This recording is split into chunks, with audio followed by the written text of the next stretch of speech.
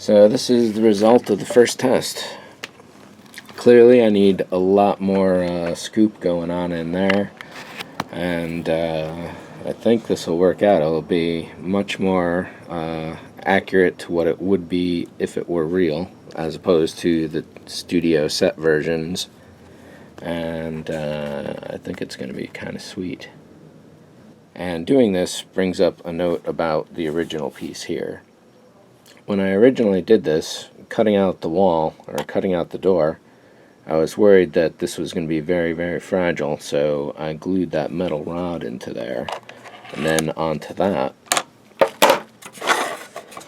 I built popsicle stick sides and put the walls against that as if it were an actual stage set, essentially. And did that over here as well.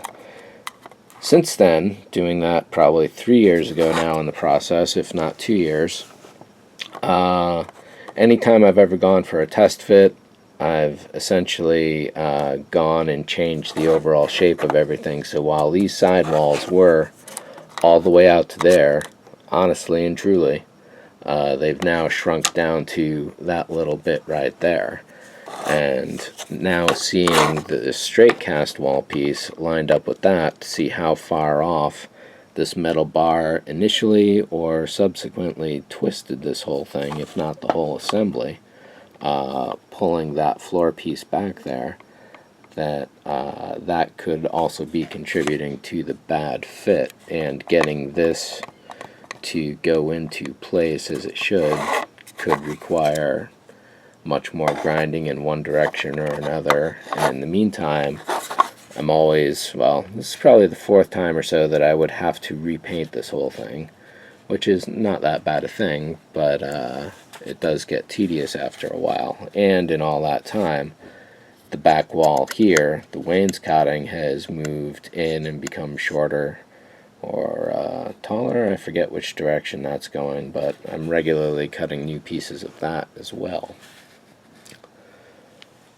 So now, having this, at least seeing draft 1, I know where to take this for draft 2. So I'll be rolling out I'll be rolling out a piece almost this big, which I've mapped out somewhere. And over here I've mapped out the piece about how big it needs to be. It can't go beyond this line, of course, and it can go under or to over this one.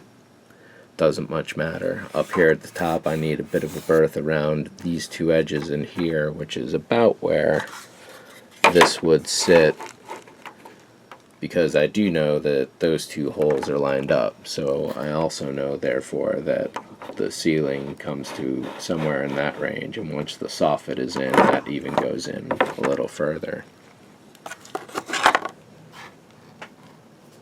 So that piece laid out is going to be fairly big. Let me set this up again because it does take a little bit of a balancing act.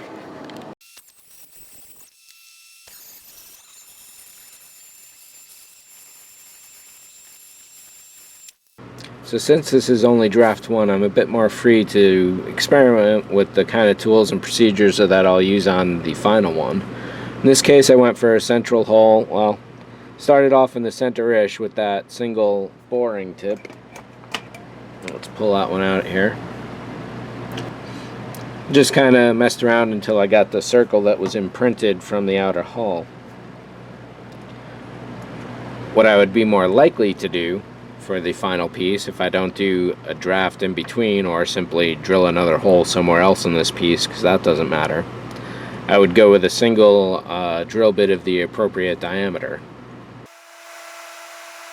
But for a test piece, this should work out pretty freaking good. And it looks like I could still go a little further on the outsides there.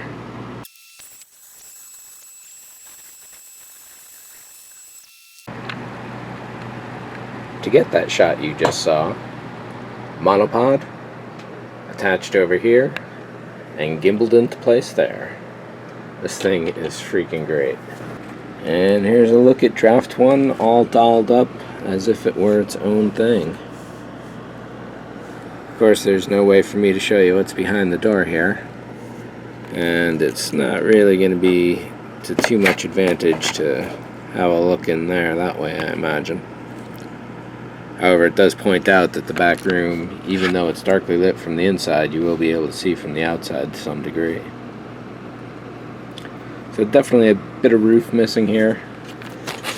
That is very good to know.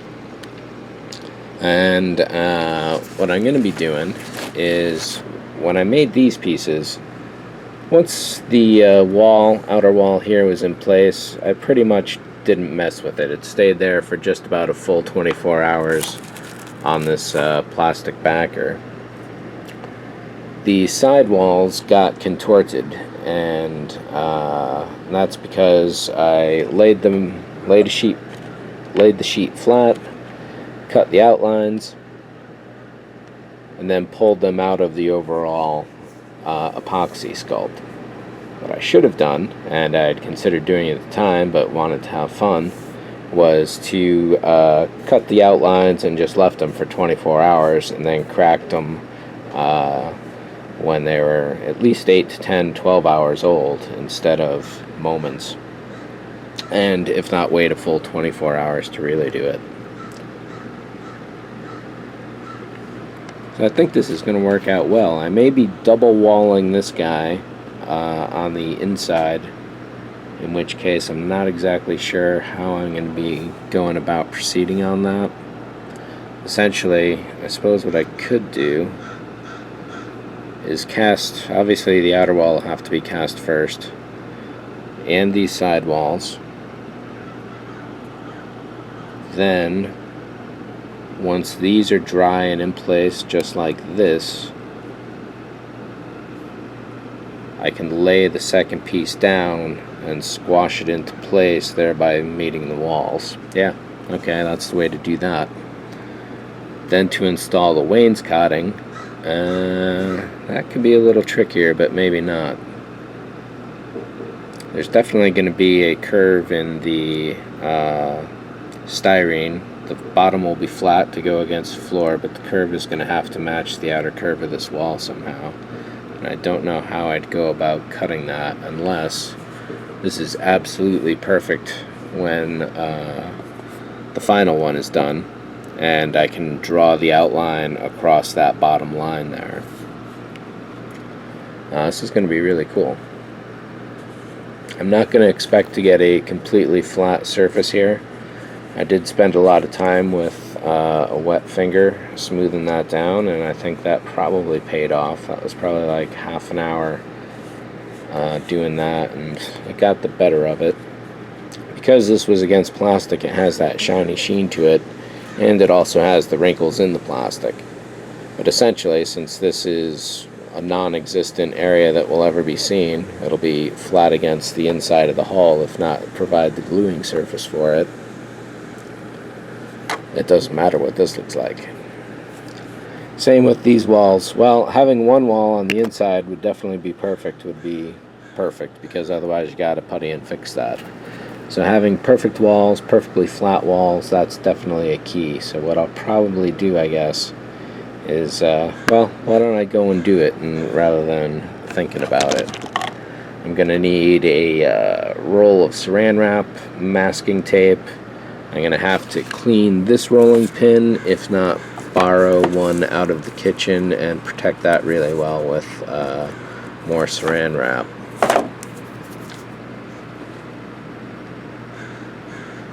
I could probably use some heavy weights, definitely a large flat surface, and let's see how that goes for the moment.